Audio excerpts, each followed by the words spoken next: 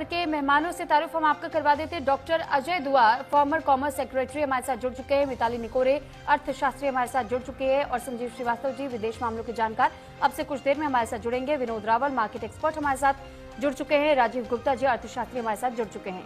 तो एक सवाल मेरा विनोद रावल सर आपसे है, क्योंकि सर जब हम इस तरीके की स्थिति देखते हैं, पैनिक सिचुएशन भी है लोगों में, इन्वेस्टर्स भी सोच रहे हैं कि अपना पैसा रहने दे मार्केट में फिलहाल या वापस निकाल ले, तो सर मैं ये समझना चाहूंगी कि इस सिचुएशन को देखते और समझते हुए सबसे बेहतर और मजबूत स्ट्रैटेजी क्या कहती है मार्केट की? क्या अभी होल्ड करना चाहिए या फिर इसमें इन्वेस्ट करना चाहिए, कुछ बाई करना चाहिए? क्या मजबूत सिचुएशन होगी सर? सर ऑडियो अनम्यूट कर लीजिएगा। हाँ जी नमस्कार। नमस्कार सर। आपका बहुत बहुत धन्यवाद सुरभि जी, मुझे डिबेट में लेने के लिए। देखिए, वॉरेन बफेट साहब ने बिल्कुल ठीक समझाया कि जब दुनिया पैनिक में हो तब बाय कीजिए, जब लोग फियर फैक्टर में हो। तो देखिए, मैं थोड़ा अजय जी से इससे इत्तेफाक नहीं रखूंगा कि इन्वेस्टमेंट का टाइम नहीं है। मैं तो ये कहूंगा कि इन्वेस्टमेंट का टाइम है और लॉन्ग टर्म इन्वेस्टमेंट के लिए है। आई एम नॉट सेइंग कि आप 2 महीने में 4 महीने में पैसा बनाएंगे, वो अब नहीं बनता है। अब जो है लॉन्ग टर्म इन्वेस्टमेंट के लिए बिल्कुल मेरे हिसाब से सही समय है, एक अपॉर्चुनिटी है, ये कोई फियर फैक्टर नहीं है। देखिए, ये वॉर्स और ये सब ये पार्ट ऑफ लाइफ अब बन चुके। कोविड से अभी हम निकल के आए 5-6 साल में, मतलब आधे लोग तो हम भूल चुके कि ऐसा कुछ हुआ भी था।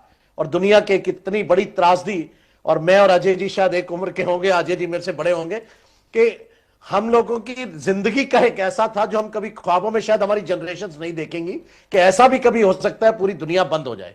लेकिन जिन्होंने उस वक्त इन्वेस्ट किया वो आज उनसे पूछिए तो कहते हैं मजा आ गया। तो इट डिपेंड्स। तो मैं ये कहूंगा कि बिल्कुल सही समय है, होल्ड करके रखिए अपने पैसे को, इन्वेस्टेड रहिए। अगर आपके पास सरप्लस फंड्स है तो बिल्कुल पैसा बनेगा, लेकिन इंतजार कीजिए। ऐसा नहीं है जो आज आप बात कर रहे हैं कि मॉर्निंग में 2.7% स्टॉक मार्केट एक स्टेटमेंट पे ऊपर चली जाती है और फिर क्लोज होते होते, अगर हम अपनी भाषा में कहें कि हमने प्लान किया था सुबह पार्टी करने का, शाम को 1 कप चाय से घर पी के जा रहे हैं कि 1% पे हम सेटल डाउन होके जा रहे हैं। तो ये बिल्कुल फर्क पड़ा है इस बात का, इसमें कोई दो राय नहीं है। तो वॉर खत्म तो होनी ही है, दुनिया की कोई बड़ी से बड़ी लड़ाई, मैं अपनी भाषा में कहा करता हूं कि महाभारत भी कभी तो खत्म हुई थी। तो ये जिंदगी भर कभी कुछ नहीं चलता है, समय आने की बात है कब क्या होता है, कौन क्या करता है, कौन घुटने टेकता है। स्टेट ऑफ हॉर्म्स जो है वो एक बहुत बड़ा वेपन है ईरान के पास, जिसको वो यूज कर रहा है। और ठीक है, जंग में सब जायज होता है, उन्होंने अपनी उस जायज को यूज किया हुआ है। तो लेट्स सी उसका इंपैक्ट क्या आता है। बाकी जहां तक आप बात कर रहे हैं ब्रेंट के, ऑयल के प्राइसेस के कम होने की, तो एक्चुअली अगर आप ध्यान से देखेंगे तो ये ब्रेंट के प्राइसेस ही कम हो रहे हैं, फिजिकल ऑयल में कोई प्राइस कम नहीं हुआ। 76% प्राइस जो है वो महंगा हो गया है वॉर के बाद। तो डबल प्राइस पे एक तरह से फ्यूल और गैसेस खरीदने पड़ रहे हैं भारत को। तो ये बहुत बड़ा इंपैक्ट डेंट दे रहा है हमें भी और बाकी सब कंट्रीज को भी। लेकिन किसी के पास कोई चॉइस नहीं है, किसी तरह का कोई रास्ता किसी के पास बचा नहीं है। जब जंग में आ ही गए हैं, जब वॉर में आ गए हैं, तो वॉर के साथ ही चलना पड़ेगा। तो मेरी फिर से राय ये होगी इन्वेस्टर्स के लिए कि कोई पैनिक सेलिंग मत कीजिए, बाइंग कीजिए। जब भी डिप आए आप बाय कीजिए, इन्वेस्ट करके रहिए। कोई दुनिया में नहीं बता सकता डिप कब, ये कब डिप कौन सी हो।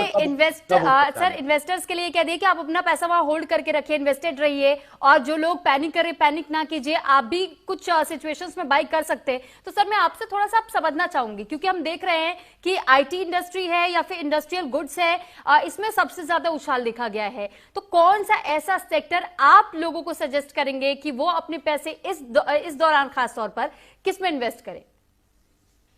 देखिए सुरभि जी, आप बड़ा खतरनाक क्वेश्चन पूछ लेती हैं।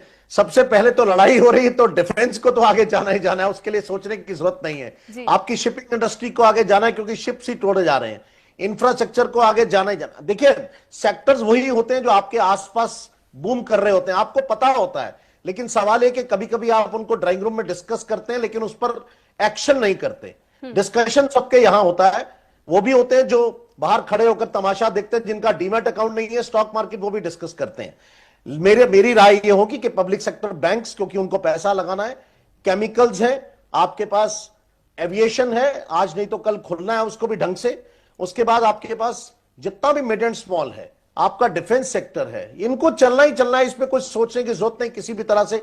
ऑल टाइम फेवरेट है और अभी तो बिल्कुल लड़ाई का मैदान है, तो जंगी जहाज भी बिकेंगे, शिप्स भी बिकेंगे, तो इन कंपनीज में पैसा लगाइए, इनमें इंश्योरेंस, जैसे अजय जी ने हिंट दिया, इंश्योरेंस को आने वाले वक्त में आगे जाना है, आप नहीं रोक पाएंगे। हालांकि वो बैंकिंग का ही पार्ट, हम उसको कहीं ना कहीं मान के चलते हैं, क्योंकि ऑलमोस्ट प्लेयर सेम है।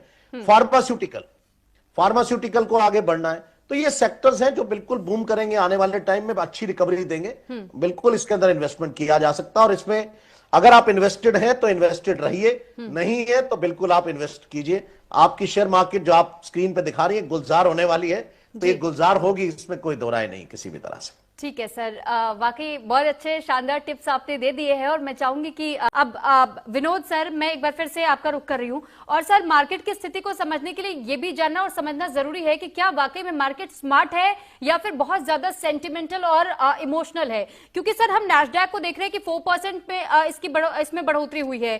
तो सर क्या इंडियन मार्केट अब वाकई में यूएस पर पूरी तरीके से डिपेंडेंट होता जा रहा है? नहीं सुरभि जी, मैं इस पे आपके साथ इत्तेफाक नहीं रखता कि बिल्कुल हम यूएस पे डिपेंडेंट हो गए, यूएस की स्टॉक मार्केट पे। लेकिन कहीं ना कहीं ग्लोबल इफेक्ट्स हमारे पे भी आते हैं। ऐसा नहीं कि हम उससे कहीं बाहर हैं, जो उसका इंपैक्ट है वो हम पर ग्लोबली भी पड़ता है, हम उससे बचे हुए नहीं है किसी भी तरह से। हर चीज का असर हम पर पड़ता है। तो जब आप उसको देखते हैं तो नेस्डैक पर जिस तरह से असर है, या आपका डो जोन्स पर आएगा, तो अभी जिस तरह से अजय जी कह रहे थे कि ट्रंप साहब की जो स्टेटमेंट्स हैं वो कभी कभी बड़ी वेवी हो जाती है, समझ में नहीं आता कि हम क्या ट्रस्ट करें या ना करें या किधर जाएं। तो उसको सब देखते हुए, और जहां तक, हालांकि मैं अजय जी से सहमत इस बात पे भी हूं कि 2-3 महीने तो छोड़िए, ये मुझे लगता है अभी 1-1.5 साल तक इस वॉर का इंपैक्ट अभी रहेगा। वो क्योंकि ऑलरेडी हम टैरिफ की मार से अभी हम बाहर निकले नहीं है, एक्सपोर्ट वो भी नहीं हम कर पाए, हम उस पर भी इंपोर्ट एक्सपोर्ट पे अभी फंसे हुए थे। कोई ऐसा नहीं कि हमारा कोई पिछला साल बहुत अच्छा निकला था, वो अपने आप में एक परेशानी था। हम नए बाजार पहले से ढूंढ रहे थे, क्योंकि यूएस जिस तरह से हमारा मटेरियल नहीं जा रहा था। यह अलग बात है कि जैसे हमारे एग्रीमेंट्स हुए उसके साथ साथ ये दूसरी प्रॉब्लम्स आ गई, और उधर supreme court of United states ने जो जजमेंट दिया, उसके बाद फिर से चेंजेस आए टैरिफ रेट्स के अंदर, तो उससे हमारी मार्केट को बूम मिला था। लेकिन जिस तरह से अभी लॉजिस्टिक के इश्यूज हैं या एमएसएमईज के इश्यूज हैं, उससे भी स्मॉल और मिड कैप पर बिल्कुल फर्क पड़ता है। मैं कहीं डिनाई नहीं कर रहा हूं। मेरी जो एडवाइस थी जो स्टॉक मार्केट पे इन्वेस्टमेंट की, वो आज भी यही है राजीव जी, कि it's a long term investment, it is not a short term. Short term के दिन चले गए सर, कि आप आज ट्रेडिंग का वक्त नहीं है, ये इन्वेस्टिंग, ये उस इन्वेस्टर के लिए जो कैश इन किंग की आप बात कर रहे हैं। मैं 100% आपके साथ एग्रीड हूं, cash is king, always cash is king. पर जब आप उस कैश को इन्वेस्ट अगर नहीं करेंगे तो वो वैसे भी आपका खराब हो जाएगा, क्योंकि वो इन्फ्लेशन को बीट नहीं कर पाता। जब आप उसको बिल्कुल कैश को अपने घर में सेविंग बैंक अकाउंट में 3% में रखेंगे, कभी कभी ज्यादा फियर में रहना भी जो है नुकसानदायक हो जाता है। तो आपको you have to choose for the insulated sectors, जिन सेक्टर्स के अंदर आप बिल्कुल कंफर्टेबल हैं और जहां आप इन्वेस्टमेंट कर सकते हैं। और ट्रंप साहब की स्टेटमेंट को सुबह सुन के खरीदे और बेचने का काम मत कीजिए, वो अपनी जगह चलेगी। वो ट्रेडर्स और उन लोगों के लिए है जो मार्केट में एक्टिव रहते हैं, जो बिल्कुल इन्वेस्टर्स हैं, जिनको अपना एक गोल सेटिंग के साथ जो लोग इन्वेस्ट करके काम करते हैं, जो बिल्कुल SIPs लगाते हैं, उनके लिए मैं कहूंगा कि बिल्कुल ये हाई टाइम है, क्योंकि you are getting that at discount off, एक अच्छे प्राइस पे आपको मिल रहा है, और आपको टिके रहना है, आपको तो कुछ करना ही नहीं है। आपको महंगा मिलेगा तो भी आपको लेना ही था।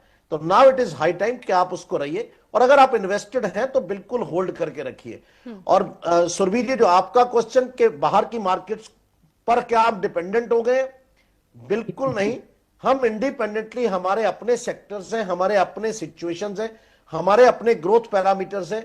हम डिफेंस के अंदर जिस तरह से आगे बढ़े, जो हमारे आत्मनिर्भर भारत में गए, डिजिटल इंडिया हमारा अपना चल रहा है, जिस तरह से इंफ्रास्ट्रक्चर में हमारे एयरपोर्ट्स खुल रहे हैं, हमारी कनेक्टिविटी बढ़ रही है, जिस तरह से हम पूरी दुनिया के अंदर आज एक अपनी से की सिचुएशन में है as compared to other countries, तो कहीं ना कहीं वो मैटर करता है। और ये भारत अब वो भारत, आज पुराना भारत नहीं है। आज हम एक ताकत के साथ बात करते हैं, हमसे बात की जाती है तो आज हम आंख में आंख मिलाकर के बात करने वाले लोगों में है। आज भी आप देखिए कि ऑयल के शिप्स हमारे आते हैं, कैसे आते हैं, सरकार की अपनी सूझबूझ का नतीजा है जी। क्या उसके अंदर उन्होंने ऐसी उनकी विदेश नीति है जिसके अंदर ये काम हो रहा है।